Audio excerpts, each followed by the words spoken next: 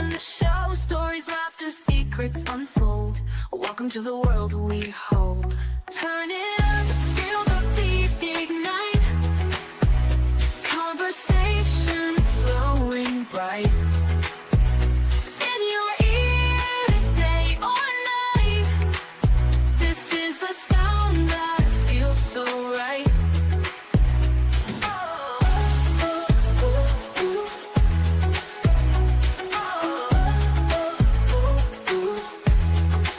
Mic is live, the stage is set. Words like fire you won't forget. Every topic, every thread.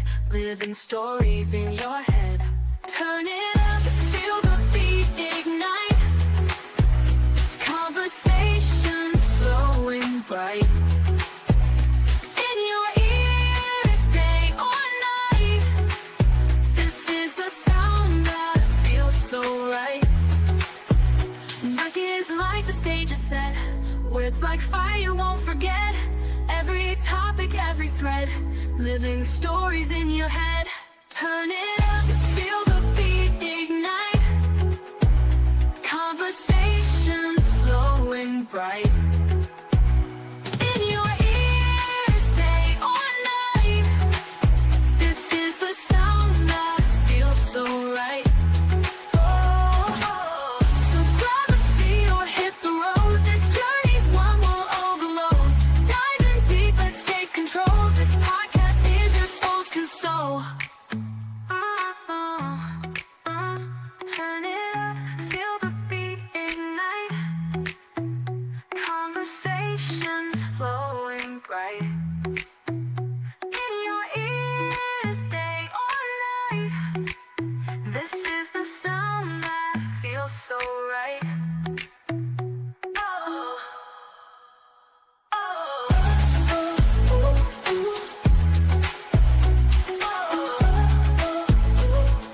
As always, everything we discuss is for entertainment and is speculation.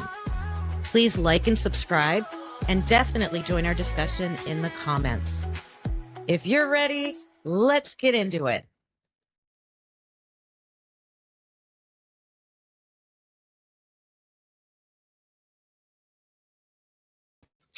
Always muted, and I got to change my layout. Welcome to Typically Unique.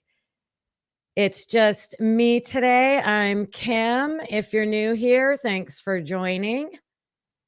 And today we're going to talk about the press conferences. I wanted to compare the Moscow police press conference with the Long Island serial killer press conference when they both made arrests.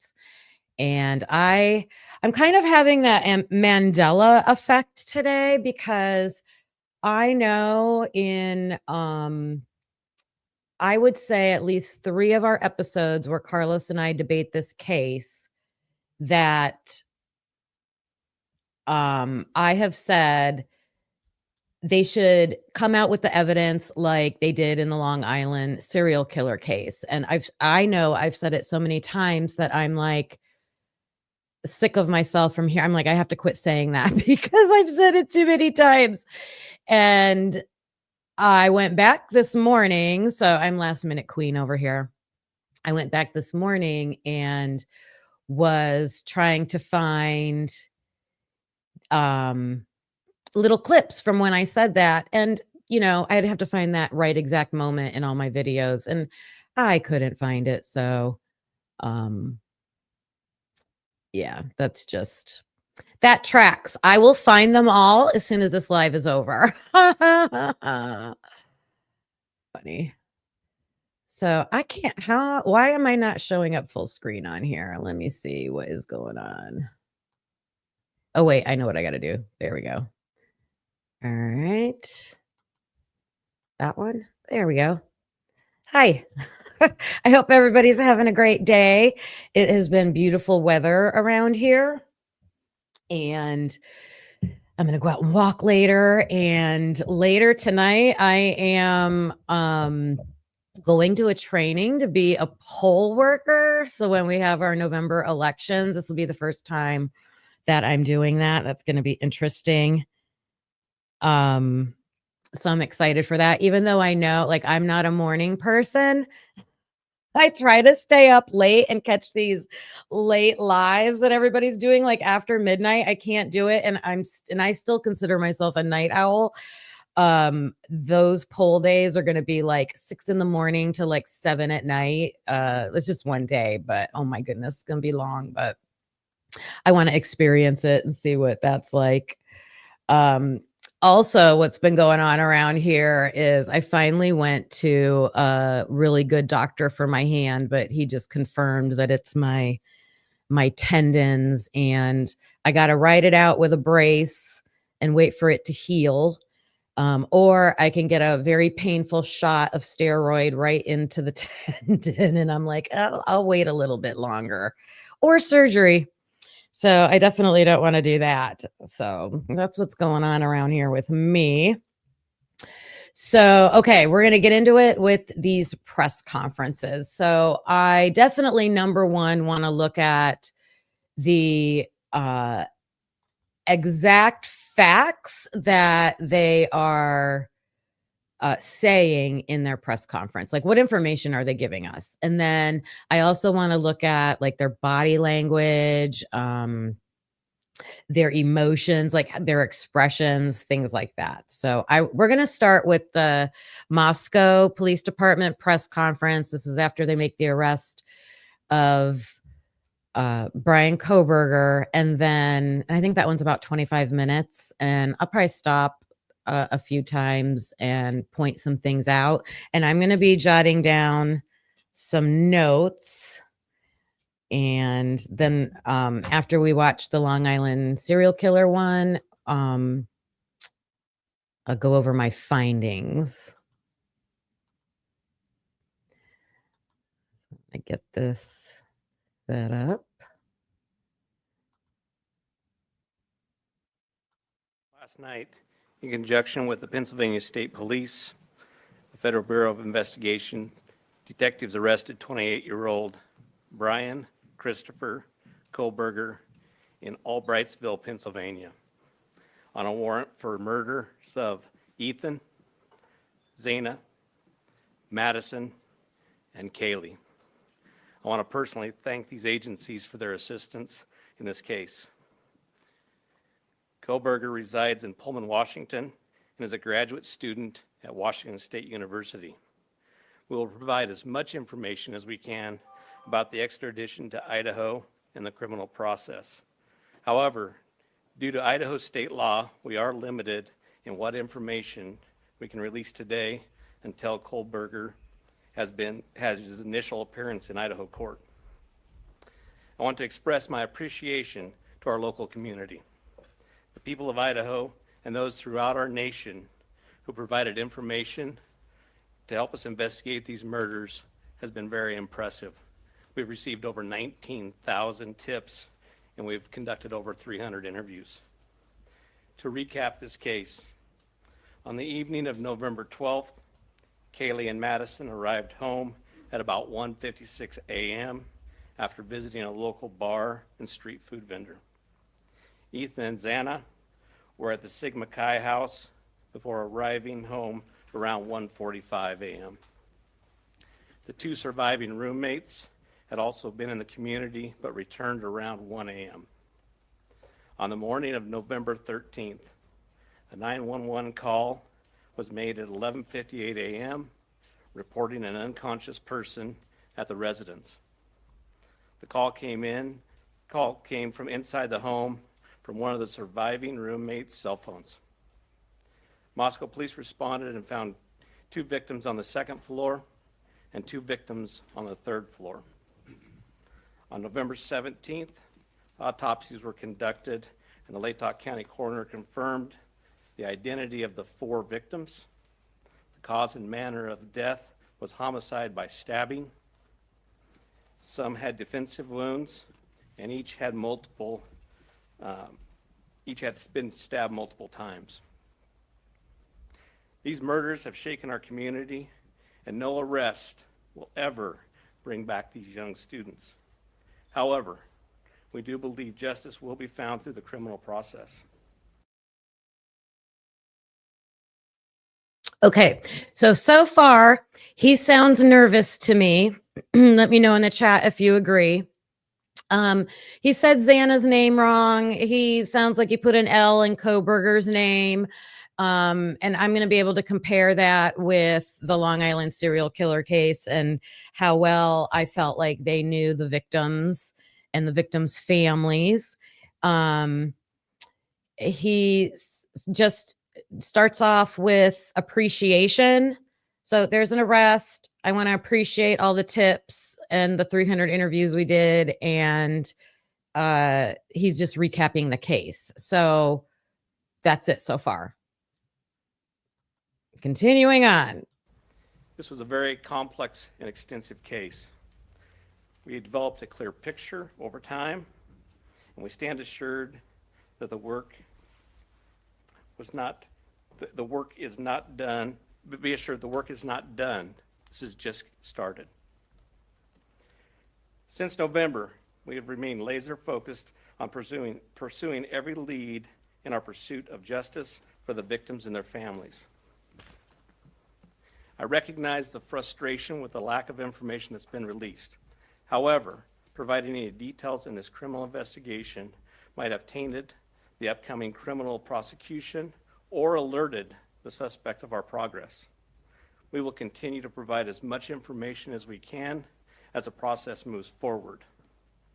Today, I want to specifically thank our dedicated Moscow Police Department detectives, patrol officers, the Idaho State detectives, the Idaho State troopers, and their crime lab technicians and scientists, and the Federal Bureau of Investigation for the resources and personnel to conduct this massive investigation.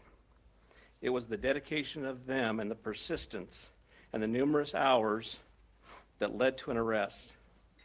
Fortunately, these highly skilled people worked together as a cohesive team to solve this case.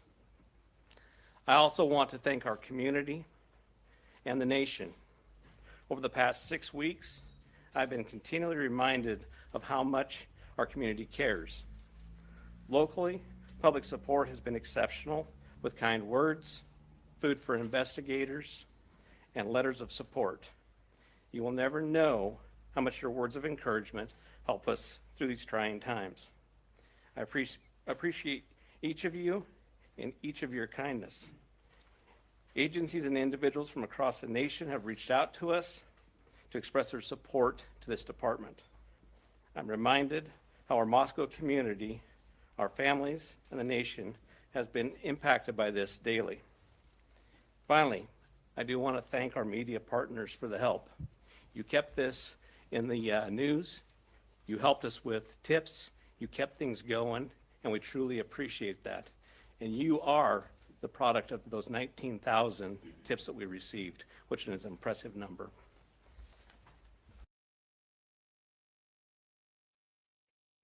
Hi, Scarlett. Thanks for jumping in. I know it seems like someone would have wrote it for him because I feel like he's stumbling. Like I'm reading somebody else's words for the first time. I've also jotted down that all he did was recap the case, and he literally said, you know, we're sorry we couldn't share information with you before because it would have jeopardized our investigation. Okay, your investigation is maybe not completely over, but you have made an arrest. So then he says, well, then he does not tell us anything, any information. So he's saying, well, we couldn't tell you before because the investigation was going on, but now we made an arrest and we're still not telling you anything. The only thing he spoke about is the persistence. And so how did you come to arrest this person? Oh, it was our persistence. And he used some other word, and I forgot what it was before I jotted it down, but it wasn't any hardcore facts that led them to Bryan Kohberger. None of that has come out yet. This is the police chief, Chief Fry. And just, I'm not saying it's wrong to thank all the people in the community for their support. I think we're going to see that with the Long Island serial killer press conference also, but it's what we're not hearing that is what brought me to do this comparison.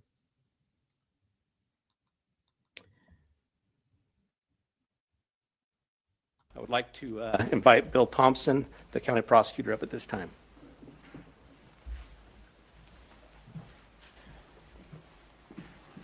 Here's our Good favorite. afternoon, folks. My name is Bill Thompson. I'm the Latah County prosecutor. And it's sad to be here, but happy to be here at the same time. As Chief Fry indicated, a criminal complaint was filed yesterday here in Latah County, charging the defendant, Mr. Kohberger, with 4 counts of first-degree murder, in addition to felony burglary, which involves entering the residence with the intent to commit the crime of murder. Doesn't it sound like they're saying Cole Burger? Are you guys hearing that? Hi, Jeff H. And I wanted to say hello, Roxanne Harrow. Yeah, I agree with you. He sounds nervous and out of breath. He's your favorite guitar player? Yeah.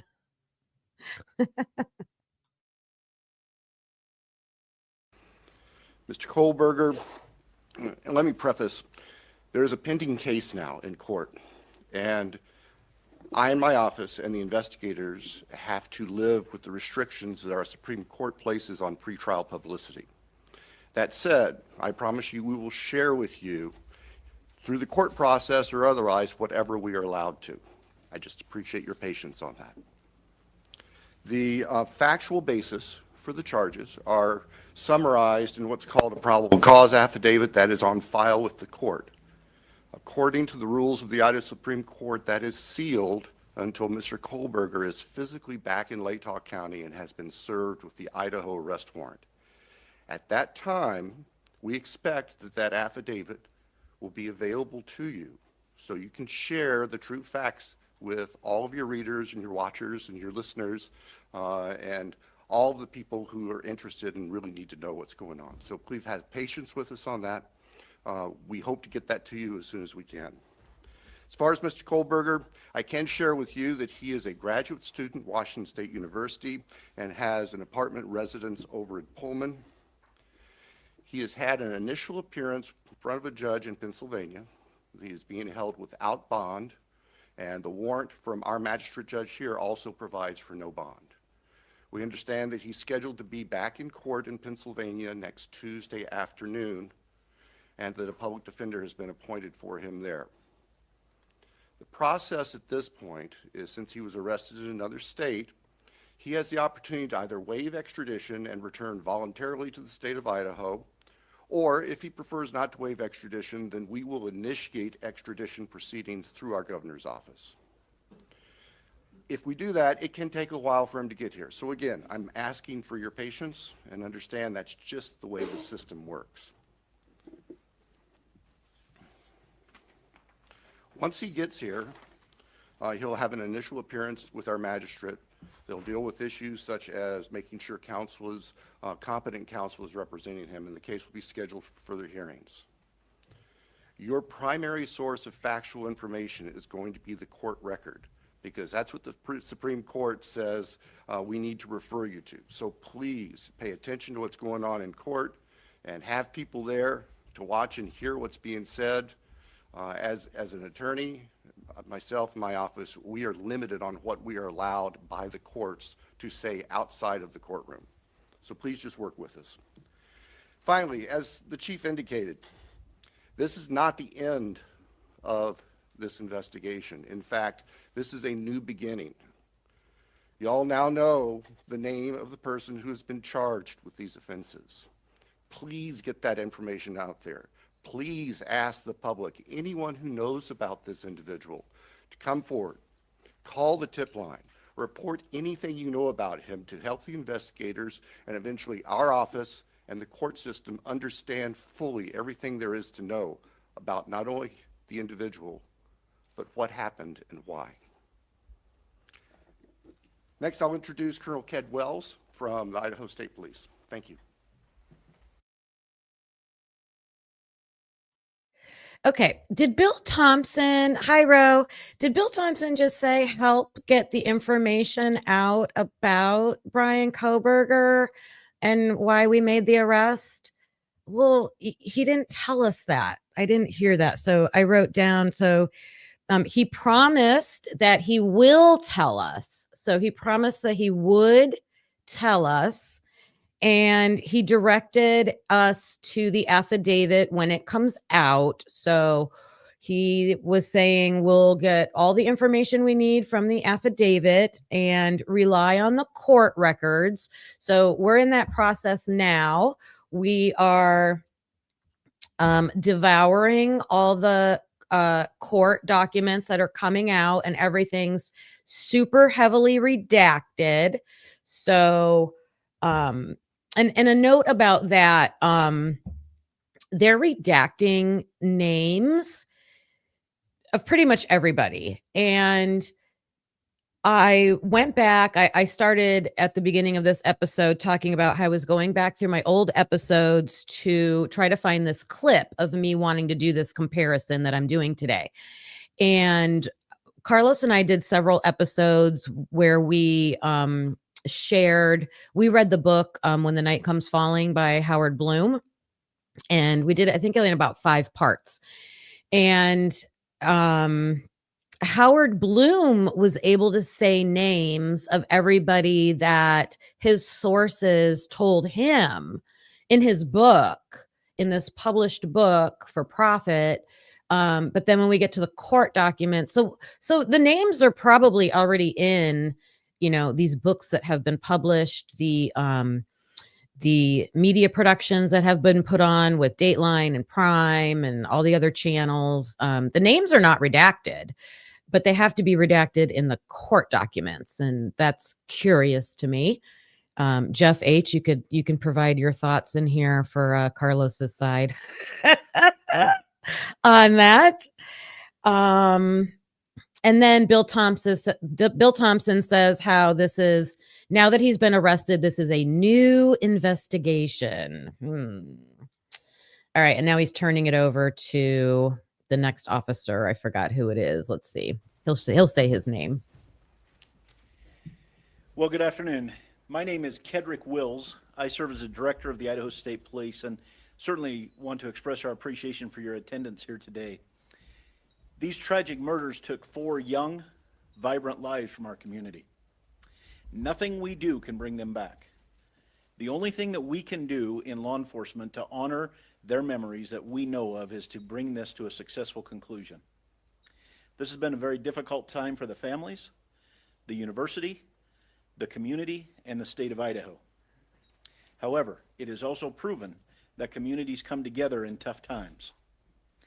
Certainly appreciate the support of the local community and our national audience that has been following us as our investigators have worked through this case. I'm thankful also to you, the media partners, who have helped keep this case in the forefront that generates the tips and we hope will continue to generate information that will help us to a conclusion of this proceeding. I'd like to express our appreciation on behalf of the Idaho State Police to Chief Fry, his leadership, and the entire Moscow Police Department for the way that they handled this from the very beginning. He directed the right people to the right positions that led us to this conclusion today. I've had the utmost confidence in this investigation and in Chief Fry, as well as in Mr. Bill Thompson and the Latah County Prosecutor's Office, who've been a great partner throughout this. Nothing has deterred the commitment of the investigators who've worked on this case, regardless of the organization they represent. It's been very trying and very difficult, as you know, that it has been on those investigators as they do the tedious work that they're so good at doing. The partnerships is what's led here as well. The partnerships between Moscow Police Department, I'd like to express our appreciation with the Federal Bureau of Investigation, specifically the Special Agent in charge out of the Salt Lake City Division, Dennis Rice, and also the work that happened in the last 24 hours in Pennsylvania with the arrest with the Pennsylvania State Police and Colonel Evanchik with the Pennsylvania State Police. We appreciate what they've done across the nation to help us as well. As Bill shared, this investigation is far from over. In fact, I appreciate what he shared, that this is not an ending, but rather a new beginning. The difference now is, as he shared, that we are dictated what information we can share by the court process and by laws in our state of Idaho. And so we will share, as he shared, Mr. Thompson is absolutely committed to share everything he can share through the court process. We've got to make sure that we don't get in front of that process. And we really deeply appreciate everybody's support here. The relationships that were forged here and the partnerships that were forged have led to this. And based on that is why we're here today. And we continue Morning, to believe Saul. that the best way we can honor these 4 lives that have been taken is to make sure that we have a successful outcome here. One of the partnerships that's been forged throughout this is a partnership with the University of Idaho. And on that, I'd like to introduce the president of the University of Idaho, Mr. Scott Green.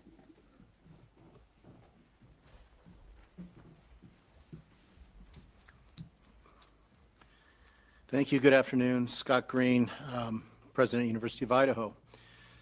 Today's news of arrest is a welcome one. It's relief to our university, our community, and our extended Vandal family. The outpouring of support over the past 6 weeks helped sustain us during the most trying time. It provided the strength that helped us navigate the international scrutiny visited on our students and employees. We are truly thankful for the compassion and acts of kindness shown to our community. Kindness is contagious, and it provided the light that reclaimed ground lost to evil and darkness. Okay, so if you just joined, welcome, welcome. I have wanted to do this for a long time. I am comparing this Moscow police press conference after they arrested Bryan Kohberger, and then when this is over, and I'm taking notes as we go, looking for information and evidence that they're sharing with the public on why and how they made the arrest. They have not given anything yet. They're just saying, follow the court documents and thanking and appreciating everybody. Now, when we get to the Long Island serial killer press conference, I think you're going to see how a presser should be done. So just wait for that because I think it's going to be good. But well, also, I think there's a question and answer part at the end of this. And I believe at the end of the Long Island serial killer one also. So we'll see how they handle the questions.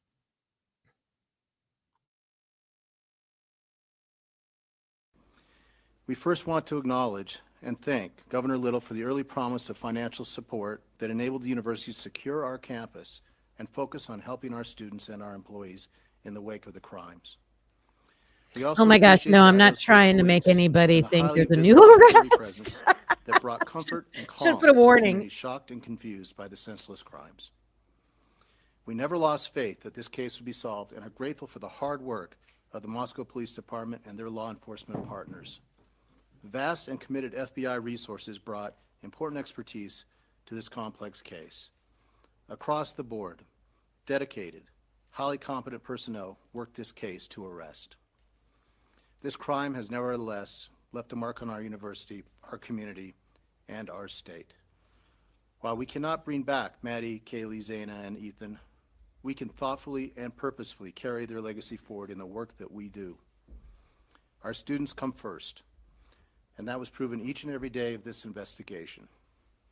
We are committed to safely delivering the college town atmosphere, campus experience, and high-touch quality education for which the University of Idaho is known. With time, we will heal. We will move forward together, and we will remain Vandal strong. With that, I'd like to turn it back over to Chief Fry.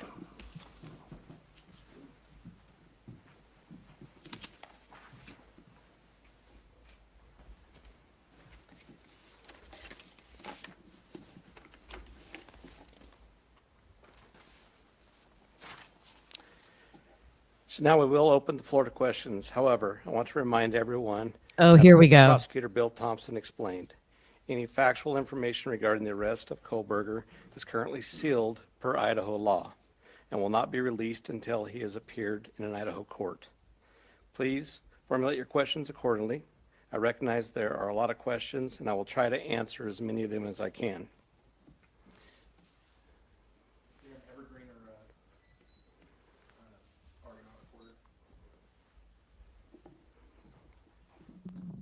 Lauren Patterson, Northwest Public Broadcasting, Spokane Public Radio. I realize the records are sealed. I guess I'm not too familiar with how it works, but can you tell us what tip, what lead, what piece of evidence really led you all the way from Idaho to the suspect in Pennsylvania? As I've said in the past, that's part of our investigation, and we won't be releasing that at this time. We will have those answers. We'll have them as soon as we can. You see what I mean? Boom, right off the bat, the educated press people are like, could you give us some information? Could you tell us what led to the arrest? Like, that's what the press conference should have been about.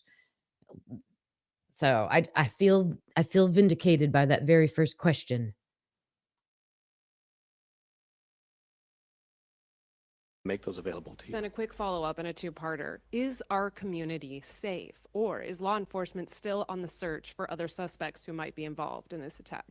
What I can tell you is we have an individual in custody who committed these horrible crimes, and I do believe our community is safe, but we still need to be vigilant, right? We still have talked about this in the past. We always need to be aware of our surroundings and make sure that we're aware of what's going on. They're dodging. He's playing dodgeball. How soon into the investigation did police and law enforcement begin to spot Mr. Kohberger as a potential suspect? And a follow-up, how many tips, if you can say, were specifically related to Mr. Kohberger? To the tip part, honestly, I can't answer that question, so I'm not even going to speculate on that. On the other part, that's part of our investigation, and it will come out. I'd like my Okay, the one piece of information that he did say was there was a tip. But then she says, okay, what was the tip that led to Bryan? Oh, I can't tell you. I can't tell you about that. We can't tell you. And I want to say hello to Wicca Blank Shady. Good morning. Good morning. I'd like to please come right over here. Thank you. Dana Griffin with NBC News. Can you confirm that Kohberger asked whether or not anyone else had been arrested when he was in custody? I cannot confirm that, or I'm not sure of that information, but that would still be a part of our investigation. Did CODIS initially return any hits on this guy? That's still part of our investigation, and that will come out. I'm not Can you get sure. somebody over here, please. And then one final question. Is there any message to the online sleuths who slandered and harassed people who they believed were responsible? There was a lot of speculation going on, and we've always said from the very beginning that we're the official message that comes out, and to pay attention to what we're putting out there to the press. I'm Nancy Liu with News Nation, and we were over at the house this morning, and you told us that the remediation would begin today. It was suddenly stopped. Can you tell us why? Yes. The house cleanup has been halted, and that came by a legal request from the court.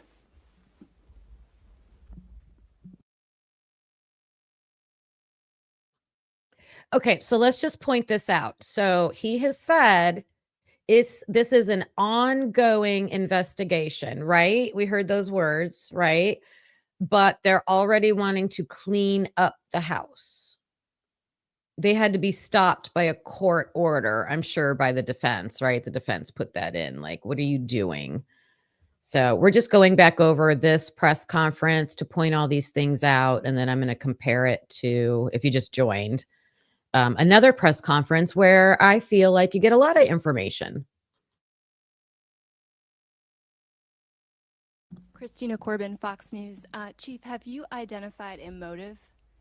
That is part of the investigation, and that will come out as we continue the investigation. But what we still ask is for people to continually send us things in the tip line. We are still looking for more information. We're still trying to build that picture, just like we have stated all along.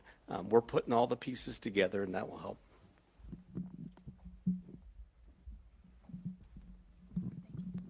Chief, Veronica Miracle with CNN. Any indication that the suspect knew the victims? That's part of the investigation as well. It won't be something that will come out at this point in time, but as we continue the investigation and as this case goes to trial, that will be brought forth. Have you spoken to the family? Why couldn't he say no? We haven't been able to make a connection. We know now that that's the answer. A lot of these, I feel like we know some of the answers now. They were not ever able to make a connection. Nope, we don't have a connection at this time. Still working on that. I don't know. Families, can you tell us what they've told you today? Are you talking the victims' families? Yes, the victims' families. Yeah, we have reached out to the victims' family as we always do. We've done that daily, and we've continued to have contact with them. Hey, Nate Sanford, you mentioned earlier that you're still seeking tips about Bryan and that people should still share whatever information they have. Can you speak at all about what specifically people should be reaching out for, like if they know something? I would say anything and everything. As we've said all along, we know what tips we're looking for. We will take those tips and we will have professionals look at those and decide which pieces of those we need to use for our case. So we ask that everybody would do that. Angela Palermo, Idaho Statesman. Your department and other investigators on the case took a lot of flack for keeping information close to your chest. Are you glad that you did that, and were you worried about tipping the suspect off? I will 100% stand behind the way that we handled this investigation. And this all started from day one with our patrol officers arriving on scene, locking down the scene, us calling in the Idaho State Police, us calling in the FBI, and keeping information that was pertinent to this case very, very tight. Very, very, very have tight. A situation where when this goes to trial, there is no doubt that we've done everything right, and we've slowed down, and we've continued to slow down. We'll continue to do that. Hey, Chief. Have you guys found the murder weapon or the Hyundai Elantra? So we are still looking for all pieces of evidence, but we are still looking for the weapon. And I will say that we have found an Elantra. Stephanie Becker with CNN. Can you? That's the first direct answer he has given. Okay. We found an Elantra. Okay. And we made an arrest. Tell what it was like when you got the phone call when the police told you that they had your suspect. I can tell you, for a lot of law enforcement, it was a fairly sleepless couple of days with as we were leading up to everything that we were doing. But what I can tell you is I have faith in those agencies across the nation. I have faith in our officers. I have faith in the FBI, and they did a great job. But sure, there was some times, even throughout the day, that we were always concerned. Hi, Chief. Don, you're back at CBS News. Can you talk a little bit more about the suspect's connection to Pennsylvania?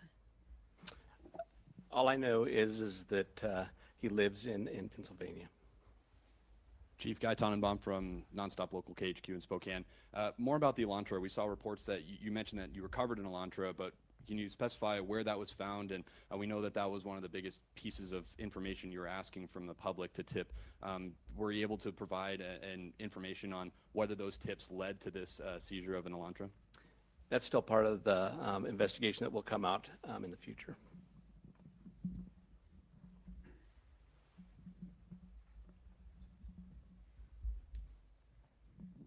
Chief Glenn Mosley, Idaho Public Radio here in Moscow. The additional police presence in town. What future is he talking about? Because this is what, January, February of 23, and we're in October of 25, and he said information is going to come out in the future. What future? Oh my goodness. And on campus, semester's coming. Is that going to continue? You will continue to see state troopers in the area. You know, we're talking to Latah County as well. You will see a presence of us that we're always have up on campus. We have assigned officers to that. So you will continue to see a law enforcement presence. going to take 2 more questions. Hi, Chief. Julie Scott, ABC News. Can you tell us if you eventually had a license plate number to the Elantra and how you tracked it to Pullman?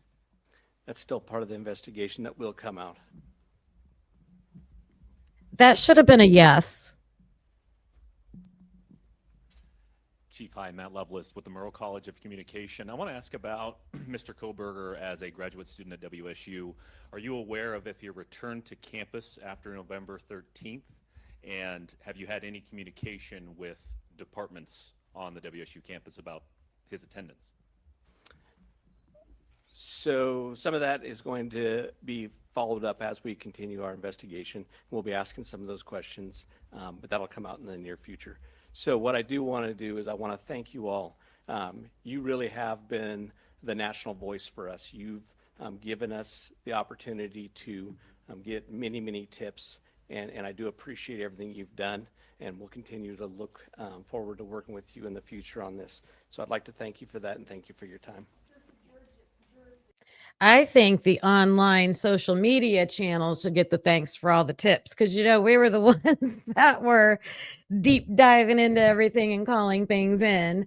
If you didn't see my document reading from yesterday, I believe I posted it. It's documents 32 through 40. And in one of them, there's a police report where someone did call in a tip with a name. I believe it was a nickname of a Mexican cartel person, and they took it seriously. They reached out to their drug task force people. They asked different law enforcement agencies, and the tip was that this person was selling drugs to the frats and sororities at the university. But the report was very short, and it just said, well, we reached out and asked, but nobody knew that name. And that was it. Like, we reached out, we asked, nobody knew the name, and then that was it. So, okay. So I jotted down his mannerisms and expressions, and I'm talking about Fry mostly. He seemed very nervous, especially at the beginning. Now, that could be because they're not used to doing these big national press conferences. Like, I get it. But the pronouncing of the names, that's, to me personally, that's a big one with me. I don't like saying people's names the wrong way. So even if you're in chat and I say your name the wrong way, please correct me. I just think like that's respectful, right? They focused on just appreciating everybody, appreciating the community. Like, the only fact that I heard through this whole thing was the car. We have a car and, you know, a white Elantra. We have a white Elantra, and they even asked about the license plate. Nope, nope, nope. We don't have that. Okay. If you are not familiar with Rex Heuermann, if you are familiar with the Long Island serial case, put yes in the chat. And if you're not very familiar, put no. I'm going to give a refresher real quick either way, though. So in Long Island, how brief do I want to do this? When I dive into this case, I am going to share more about it. I'm not going to do it on this episode, but there was a woman named Shannon Gilbert, and she went missing on Long Island. And because of her, I always focus on her because I think she's the hero in this whole thing. Because she went missing, they started searching for her. And when they searched for her, they found all these other bodies. They didn't even find her at first. Eventually they did, but they found all these other bodies. And so then they knew they had a serial killer on their hands. So through their investigation, there was lots of corruptions. The investigation like came to a standstill. There was no arrest for decades.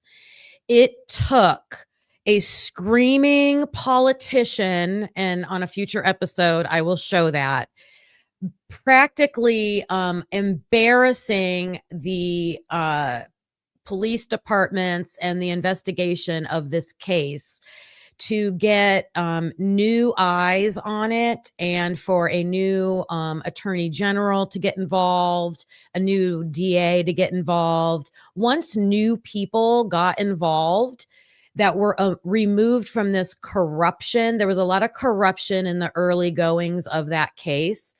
Then they came in, they did a thorough investigation, and they made an arrest. Okay, so I hope that's a concise little recap.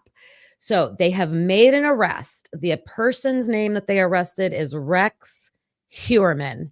And so I'm going to show you their press conference and what they share with the public about his arrest, and then we'll compare. And it's called on here, it says Gilgo Beach murder suspect. So Gilgo Beach is the exact beach where these bodies were found, mostly in that area.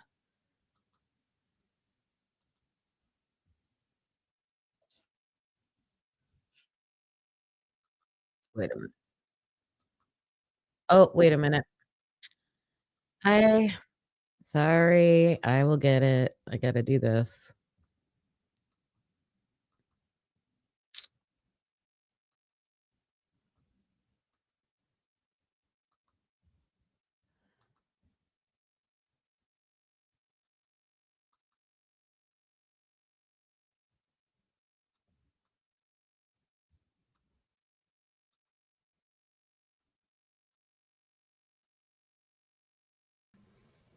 There we go.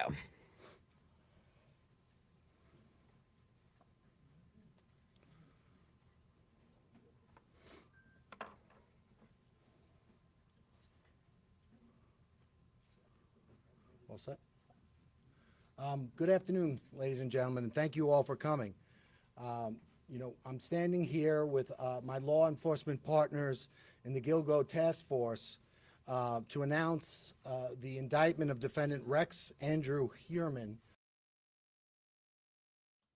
Okay, before we go on, I'm seeing your chat. Okay, so most of you knew the case. Great. I know we're true crime enthusiasts. Most of us have probably heard of it. Okay, Skull says that there's major murder cases in Idaho before the 2022 University of Idaho murders. Oh yes, the Vallow Daybell case. My friend Lori that's on with me sometimes, she followed that closely. I did not. I knew it was going on, but I didn't really follow it. The Deep Creek murders. I don't know that one. Okay. And Cassie Jo Stoddard. I've heard the name, but I don't remember the details. Thank you for that information. I'm going to look into those later. Let's see. Diane and Alan Scott Johnson. Don't know that one either. All right. Thanks for sharing those with me. Okay. So the guy that's talking right now is, I could keep clicking on them. He's the Suffolk County is where Long Island and Gilgo Beach is. And so this is the district, the county, Suffolk County District Attorney that's talking. 59 years of age. He's been arrested by the Suffolk County Police Department's homicide detectives, and he's been indicted in a grand jury presentation by the Suffolk County District Attorney's Office for the murders of Melissa Bartholomew, Megan Waterman, and Amber Costello. The investigation of Maureen Brainerd Barnes is ongoing. These young women went missing between July of 2007 and September of 2010. They were found in December of 2010 by the Suffolk County Police Department, and then there was nothing, absolutely nothing. For the next 13 years, their cases went unsolved until today. When I took office in January of 2022, I made Gilgo a priority. I made Gilgo a priority before I took office. I met with the victims' families, some of whom I'm proud to have standing with us today, and I told them that we were going to handle this case differently. We were going to do it differently, and that when I showed up, you weren't going to see me calling the media and being on Gilgo Beach with a giant magnifying lens looking for clues 12 years after the case. What I was going to do was I was going to work with my task force. We were going to form a task force. We were going to work with the Suffolk County Police Department.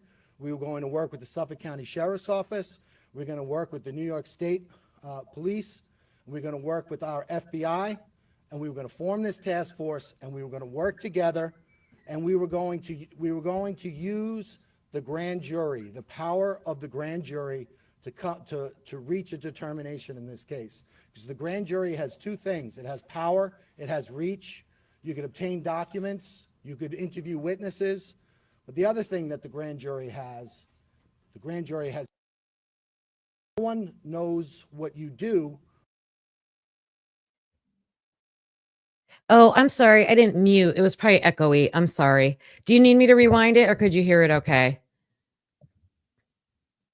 All right. This is important what he's saying here. So, first of all, I've noticed he is very confident. He's confident. He is speaking with authority. He made it perfectly clear, like there were issues in this case and we came in, we were taking a different approach. You know, he's just commanding that respect and we knew what we were doing. He's speaking very highly of the victims' families, and you can tell that he has a very strong.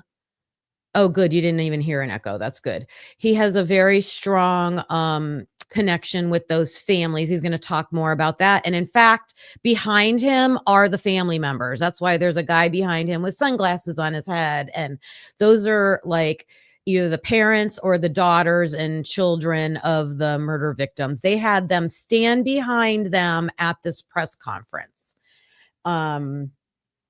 So if you noticed a skip, so he said we relied on the grand jury. Now he's being transparent about this. And he was talking about the grand jury and he said there's two things that are special about a grand jury, and then it skipped. So I went online and I found this same exact press conference, but through another source, and it was not it was not cut out. And all he says is that it's secret. It's secret. And I saved that, you know, I have it.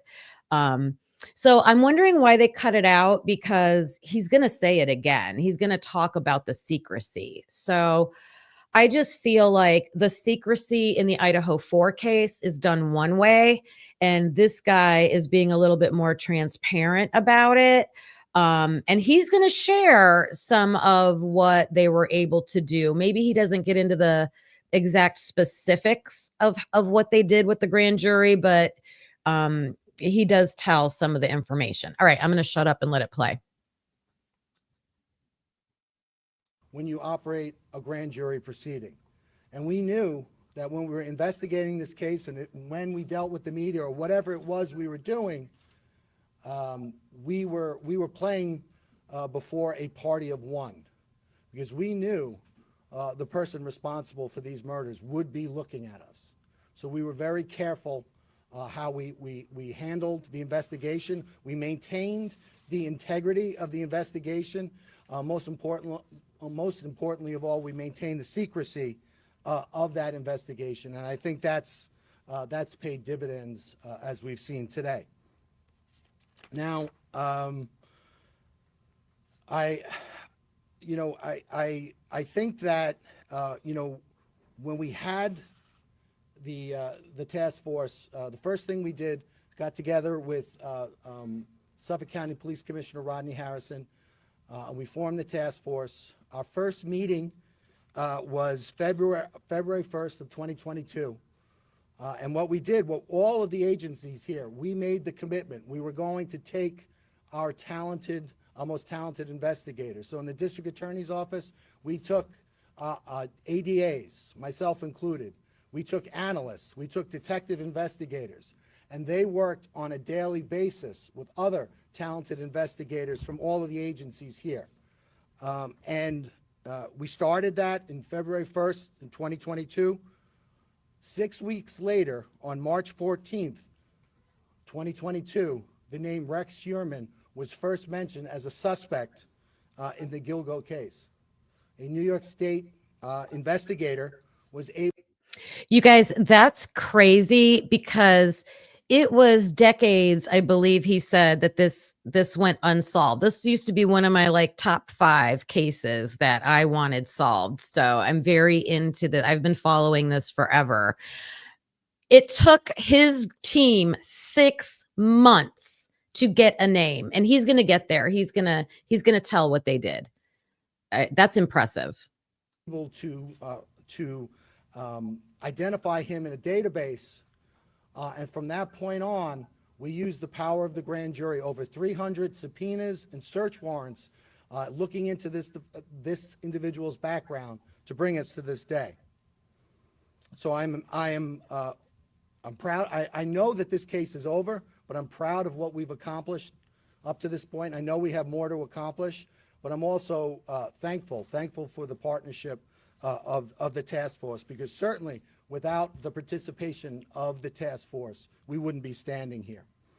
Before I thank some folks and turn it over to our partners, I just want to talk a little bit about the evidence in the case. I know a lot of people know about the case. As I indicated, the victims went missing between July of 2010 and July of 2007 and September of 2010. And in December of 2010, they were their bodies were recovered. They were buried in a similar fashion, at a similar location, in a similar way. All the women were petite. They were they all did the same thing for a living. They all advertised the same way, and there were immediately there were similarities with regard to the crime scenes. All the women were bound at the head, at the midsection, or at the chest, and later at the legs. The other thing I think that that's been talked about in the media was they were bound by burlap. That has taken a life of its own in the media, and the burlap has been described or thought to be the burlap that's used at a nursery for. That's not the burlap that was used in this case. The burlap was camouflage burlap used for duck blinds of hunting. Obviously it was used to purposely hide the bodies. One thing that became immediately apparent was at the time of each of the murders, the murderer, the defendant Heuermann, he got a cell phone and a burner phone, which is prepaid and anonymous. And for each of the murders, he got an individual burner phone, and he used that to communicate with the victims. Then shortly after the death of the victims, he then would get rid of the burner phone.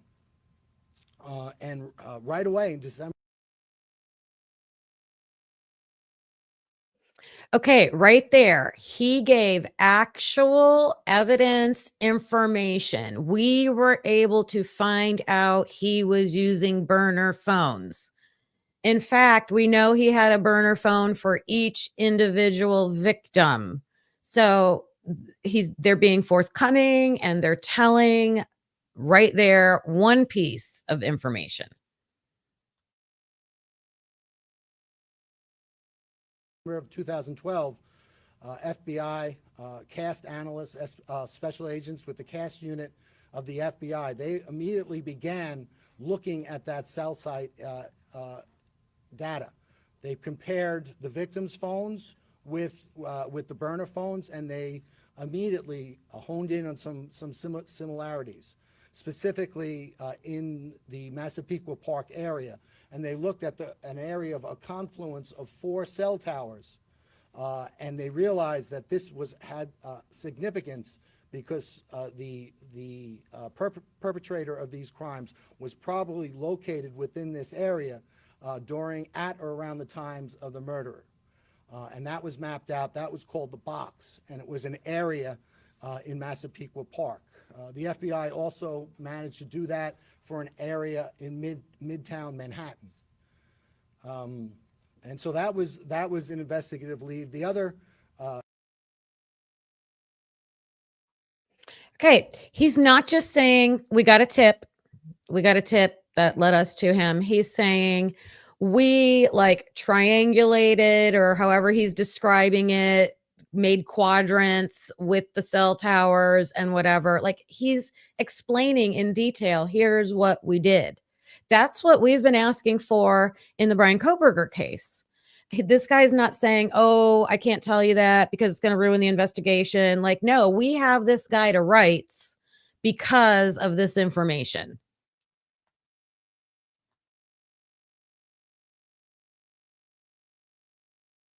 Investigative lead at the time was, even though there was a significant amount of time that elapsed with regard to before the victims were recovered, there was some significant evidence recovered. Specifically, there was a hair recovered from Maureen Brainerd Barnes from a belt buckle that was around her legs. With regard to Megan Waterman, there were 3 hairs recovered from her, one from around her head area, one from around her leg area in the burlap, and then there was one caught in between the tape. And that was recovered. Amber Costello also had a significant hair that was recovered during the time of the recovery. But again, the crime scene, because it was out there for so long and because it was exposed to the elements, those hairs were degraded, so you couldn't use traditional DNA analysis on it. You would have to wait and use mitochondrial DNA. And back in 2010, the technology wasn't there for mitochondrial DNA. So the investigation proceeded, but also technology proceeded as well. And then in January and February of 2022, we formed the task force. We began working collectively. And then a mere 6 weeks later, on March 14th, 2022, Rex Heuermann was identified for the first time. And the manner in which that was done was the New York State investigator looked at a database. Amber Costello, the day before her disappearance on September 1st, 2010, she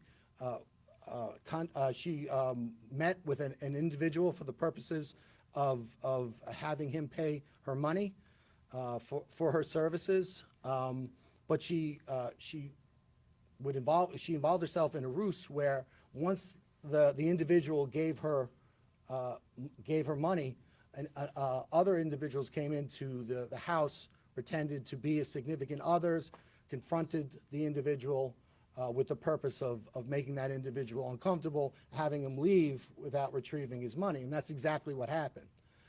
So that individual was identified as a person who was between 6'4" and 6'6", a large man, thickly built, not necessarily overly muscular, but just a naturally big person with glasses, white, and dark hair. Also of significance was that the fact that he was driving a dark-colored black first-generation Chevrolet Avalanche with a very... So because this sex worker scammed Rex Heuermann the first time, I don't know if it was the first time she met up with him, but one of the times that she met up with him, he left. And so there was witnesses, there were eyewitnesses, right? So that's different than the Bryan Kohberger case. But what I'm pointing out here is the transparency of information that he is sharing. And I don't know if he's going to talk about it in here, but I've heard other interviews where these people described him and they said he looked like an ogre. Because I mean, he was I'm sure you've seen pictures of him, but so far they're sharing, we used burner phones, we triangulated his cell phone data, we found hairs, and we didn't have to use IgG, we just matched the evidence to him, right? We were able to match the evidence to him. And then looking back at that database to identify this Amber Costello that had an eyewitness account of him.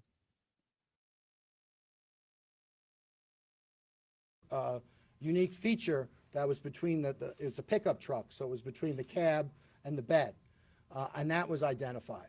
Again, that was back in 2010. But it wasn't until March of 2022 that database was searched by the task force, and this individual was identified. That individual was Rex Heuermann, the defendant. And right away, there were some commonalities that came right to the fore. Rex Heuermann, 6'4", largely a large person, not necessarily muscular, but a very physically large person. He has glasses. He has the dark hair, and also of particular note, he owned at the time. Sorry, rewound. I don't know why. Chevy Avalanche, but there was more. He lived at 105 First Avenue, which was located within that box area that the FBI first discovered in 2012. But there was more. Also, he worked at the time at an architect but there was more. architectural firm, Hashtag, but there was at an more. address at 19 West 36th Street in Midtown Manhattan, and that was also the area of interest that was identified by the FBI in 2012. Again, that was March 14th, 2022. And from that point on, our partners and my office, we used the grand jury to continue to investigate, and we executed over 300 subpoenas, search warrants pertaining to this individual to find out more information. One of the things that we did is we followed him because we wanted to get an abandonment sample of his DNA, which we were able to do. We also got DNA samples, abandonment samples from his family. And then we went back and we got mitochondrial DNA testing. And with regard to,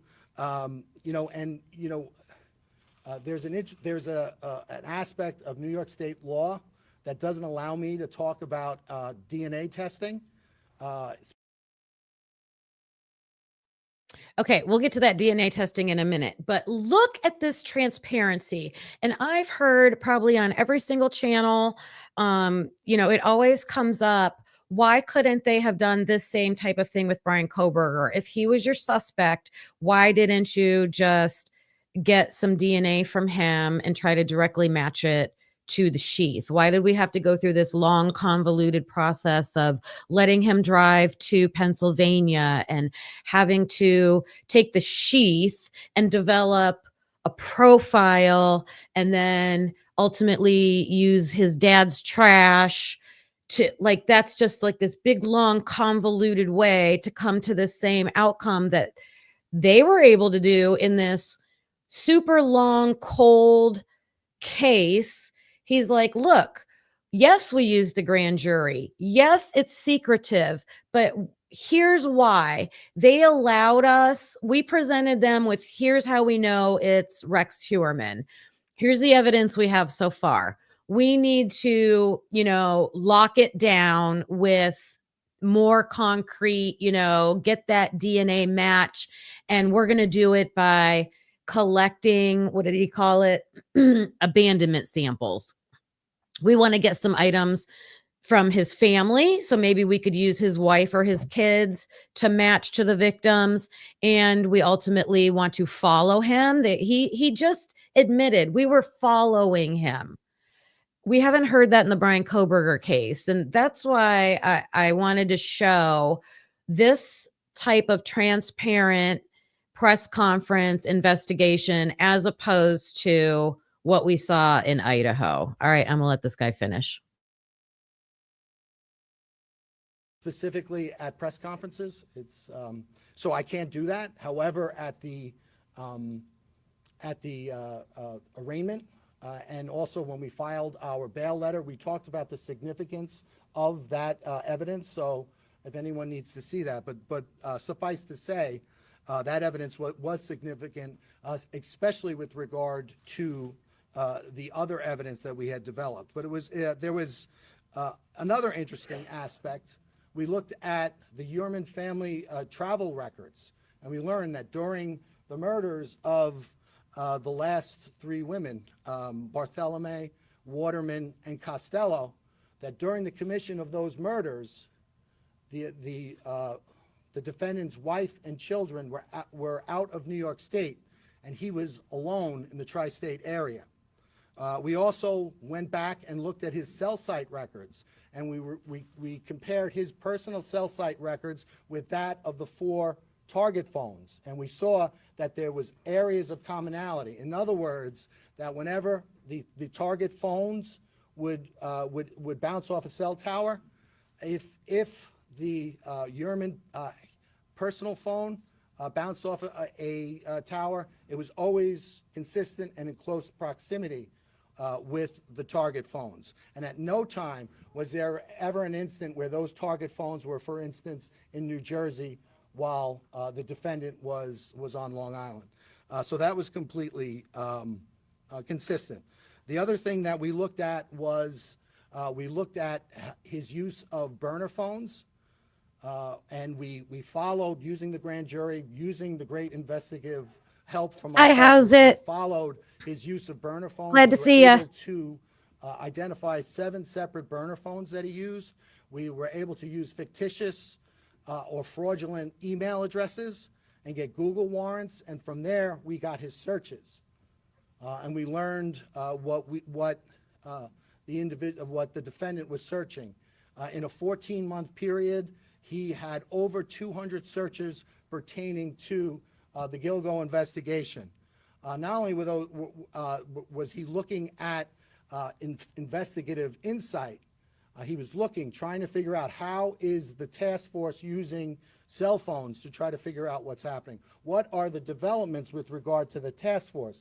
And this really supported our decision to keep our investigative focus secret, because we knew that this one person would be watching, and we didn't want to give him any insight into what we were doing. And we also didn't want him to know just how close we were getting. So we maintained the grand jury secrecy, and we maintained the integrity of our investigation. In addition to those Gilgo searches, he was compulsively searching pictures of the victims, but not only pictures of the victims, pictures of their relatives, their sisters, their children, and he was trying to locate those individuals. In addition to that, there was a lot of torture, porn, and what you would consider, depictions of women being abused, being raped, and being killed. In addition to all of that, we continued to look, and we were able to determine that Chevy Avalanche that was used during the commission of the Amber Costello crime, that Chevy Avalanche was in South Carolina. And again, with the help of our partners, we were able to seize that Chevy Avalanche pursuant to a search warrant, and we're certainly going to analyze that. In addition to that, pursuant to the arrest of the defendant last night by the Suffolk County Police Department, we obtained one of his burner phones, his last burner phones. As I said,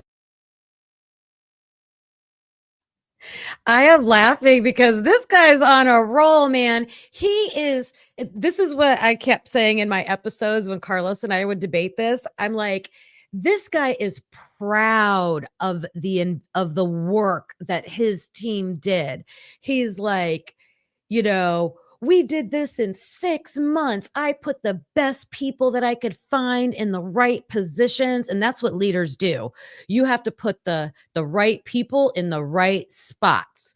And he's like, I did that. And then he's like, here's what we did. Boom, boom, boom, boom. We did. I mean, he's like, and there's more, but there's more. But like, I love this guy. This is how it should be done every time. He's being transparent, in my opinion. Let me know what you guys think in the comments. And I want to say hello to some people that have joined.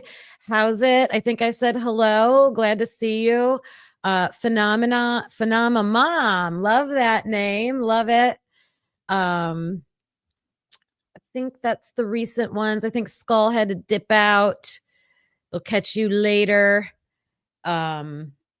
Yeah, this guy is like making my point for me over and over and over and over again. I can't wait. I haven't seen Carlos in here. He's working, so he'll have to catch it later. But I'm going to be like, see, this is what a press conference should be like when you know you have arrested the right person. And that's the point that I wanted to make today. So hopefully I have made that case. Very clear, very clear.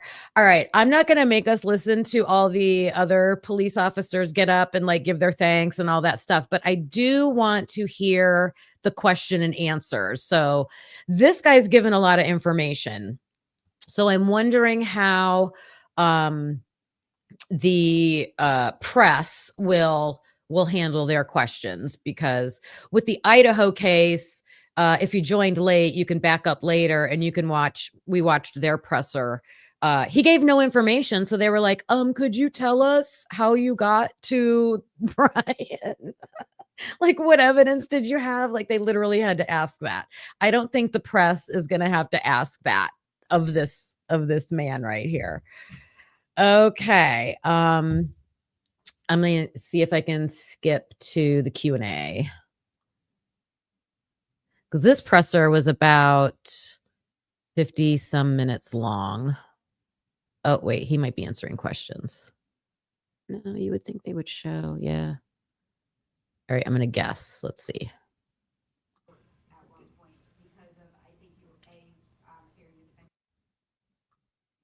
Family member and a loved one, and their void and their loss caused great pain, and they did not deserve this. Nobody is deserving of this. Trying to get it right where the questions seem low, so if I can hear them, I'll repeat them. All right, here we go. Does anybody have any questions?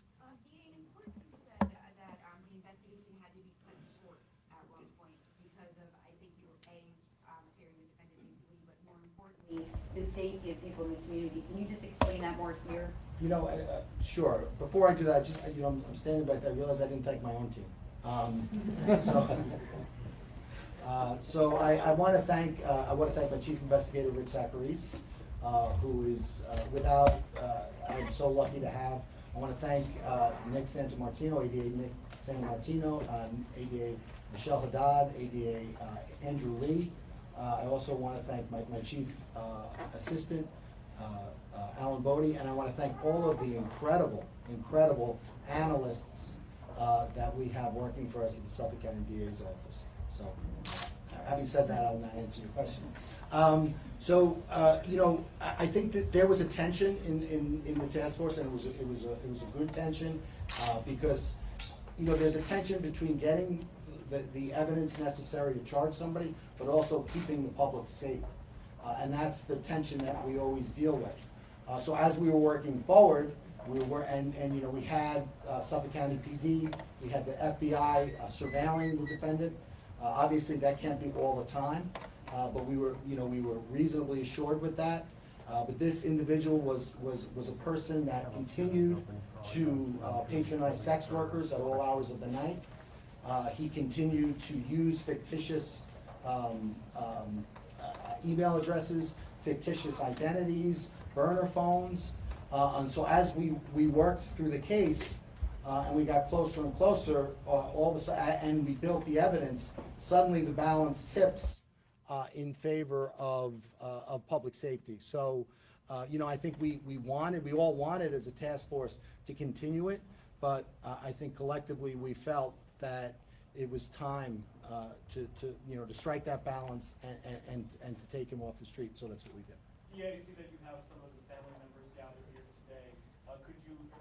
some of them, and if they wanted to say anything about the news that they... I don't believe they... That's a good point too. And this is a similarity between the two cases. So there were a lot of questions in the Idaho 4 case, press conferences from the media about safety concerns, right? And there was a lot of confusion with the responses from the police. You're safe, you're not safe. You know, it was targeted, it was not targeted. There were confusing answers. This guy is clearly saying, look, we were watching him. We knew he was the guy. We're collecting evidence. We wanted to wait, but it got to the point because they were following him and they saw what he was doing. They felt like there was like another imminent attack about to happen. So they're like, okay, whatever evidence we have so far, we just got to be good with because someone's at risk. Which to me is a far cry from what they were. I feel like Idaho was trying to say this, but in you know, to match what was going on in their investigation, but they weren't able to be clear. They were not clear like this. So hi, why am I here? You're here to join us in these discussions, and I'm glad you are here.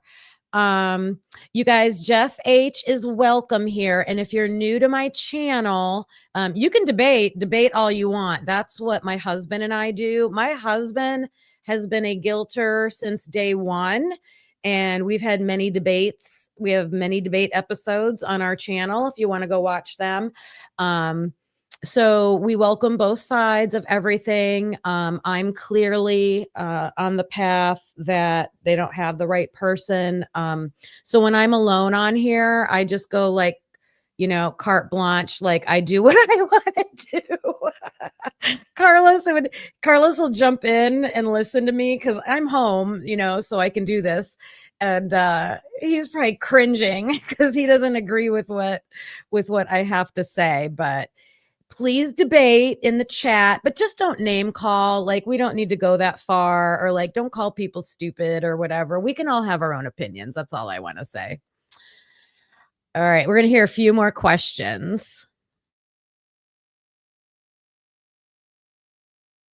Does anybody want to say? No, they're here. They're I can tell you they're the Waterman, Bartholomew, and Brainerd Barnes family members, but they're here. They're here first and foremost to support their loved ones, and we're happy and grateful to have them here. Are you looking at any other people? Do you believe that there are multiple people responsible for the remains, for the murders? This portion had to deal with the deaths of these 4 young women, and that's what we focused on. That was what the grand jury investigation was focused on. I talked about the commonalities. And the commonalities, all of those commonalities that we talked to were unique to these 4 separate cases. So that's what we're working on. I think the other members of the task force said, you know, we're going to continue, you know, and continue to work and investigate and try to get a small measure of closure for all the victims' families. But for right now, this defendant, it's this defendant with these 4 victims. So the other remains, is there any relationship between the Heuermann and the other remains, other than the 4 women? I'm here to talk about what we did with regard to these 4 victims, and as I opened my address by talking about the need to maintain investigative secrecy. So we are going to maintain that investigative secrecy, and when I talk about other individuals and other cases, it will be after they have handcuffs on.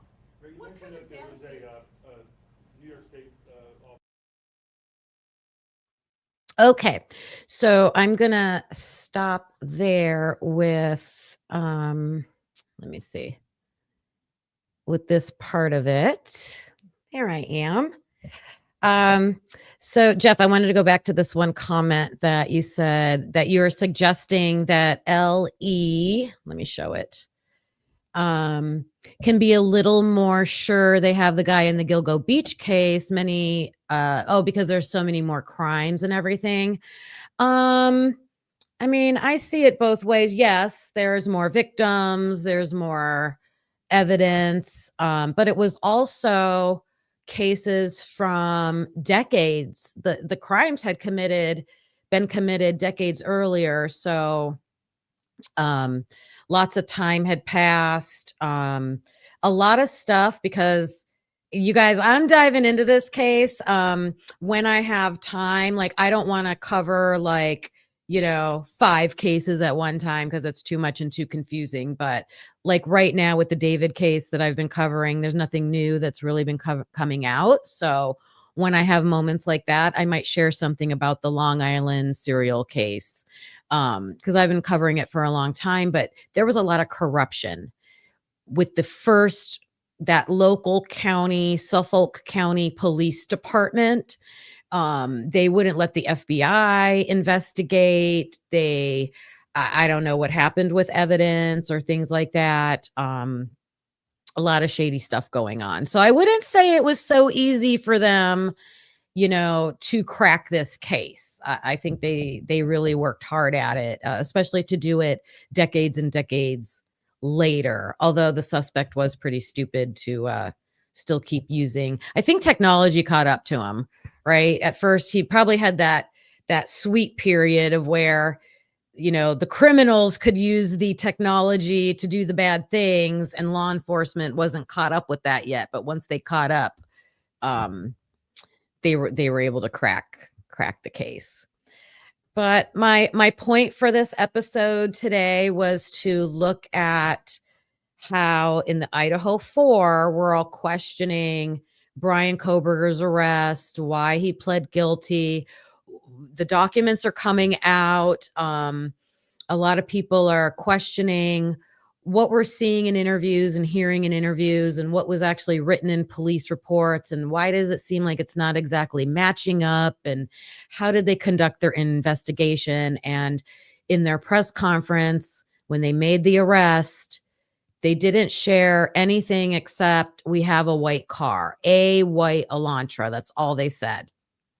And then I wanted to compare that to this case, that they're clearly confident with the evidence they have, the guy they have, and they were loud and proud about sharing their hard work that they did. So that's it for today. Let me see. I'm going to look at these comments before we go out. And please, while you're still in here, if you wouldn't mind hitting the thumbs up for me. I appreciate it. If you're very new and haven't subscribed yet, please subscribe. I'm like, I don't know, less than 10 to that goal, that 1,000 goal, but we've been chugging along. So I'm happy about that. I want to say hi to Truth and Justice, True Crime with Anna D. Hello. I'm familiar with your channel, so thanks for coming over here. You said you've been listening. Okay. Let's see. Yeah, Phenomenon Mom, I agree with you. It seems like they flip-flop sometimes. I think the flip-flopping is like what we were told and then what we see in the documents. That's the way I see the flip-flopping.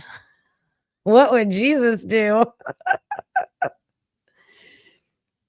I think Thompson knew that their focus should be the jury and the trial, and Taylor definitely used the public arena to try to cast doubt. Seems like it worked with many. I don't feel at all like Ann Taylor did nothing. Ann Taylor didn't. I mean, the only thing Ann Taylor did was in the courtroom, right? Bill Thompson spoke at press conferences. Ann Taylor didn't speak at press conferences. Things seem to be leaked out to people like Howard Bloom that were about the investigation. I don't think that would be Ann Taylor's doing. So those are just my counterpoints. Those are my counterpoints to you. I'm used to doing that. It's good to have this discourse. So what's frustrating is that I thought we would finally be able to put it to bed once the documents came out, and that is certainly not the case. Ann Taylor used hearings to inject comments and flood the courts with documents. I think she was trying to get documents. I see, like motions. I mean, hey, Bryan said he did it, and she could have been just using those tactics for that. But even if Bryan said he did it, there should be evidence that supports that. Is all I'm saying, and a lot of people are saying. So we're gonna continue on this journey. I have some other topics about the Idaho 4 case that I want to share. It was really interesting to go back through my old videos, and I pulled out some nuggets that, like, at the time when we were going through that book, Howard Bloom's book, it didn't dawn on me the things that I was saying that Howard Bloom had said in his book. And now I'm like, oh my gosh, who was he talking about? Who is that person? Where did he get that information? So there's a couple topics that I want to dive into with that. So be looking for some more lives and some more videos. My videos I've been doing are like reading the court documents. I've been doing them about 10 at a time. I keep those videos at about 30 minutes because who wants to sit there and listen to 3 hours worth of documents being read?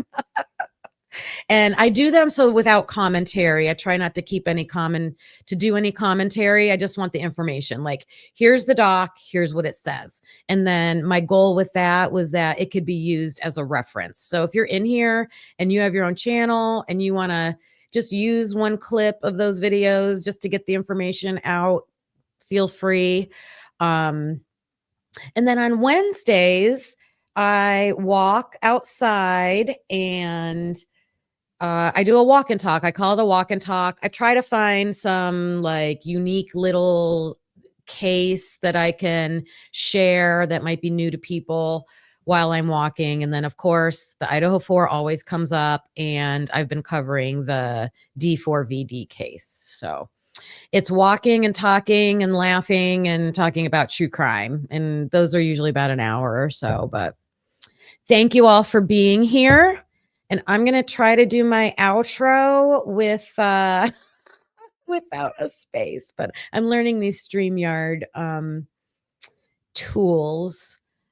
So don't forget to hit that thumbs up and hit the like button. And I'll see you next time. Thanks for joining me. Bye. Thanks for watching, hope you felt the spark. Please hit that like before it gets dark. Subscribe, it's free and keeps us going strong. You're part of the crew now, right where you belong. Join us next time, same truth, same fire. We bring the heat and never tire. We're typically unique and proud to be a husband and wife in podcast harmony. That could be unique, yeah, that's you and me. Don't forget to like and hit subscribe, it's free. Come back again, we'll be right here with truth and laughs and zero fear.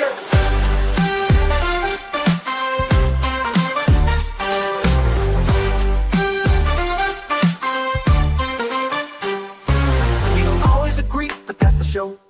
One love, two minds, letting it flow. We dig deep with crack jokes, we call it like we see. If that's your vibe, you belong here with me. We don't always agree, but that's the show. One love, two minds, letting it flow. We dig deep with crack jokes, we call it like we see.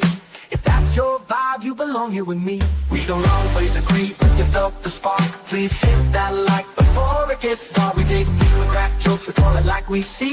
If that's your vibe, you belong here with me. Thanks for watching, hope you felt the spark. Please hit that like before it gets dark. Please hit that like before it gets dark. It's free, it keeps us going strong. You're part of the crew, now right where you belong. Join us next time, same truth, same fire. We bring the heat and never tire. We're typically unique and proud to be a husband and wife and proud to be a husband and wife in podcast harmony. Yeah, that's you and me, that's all I need.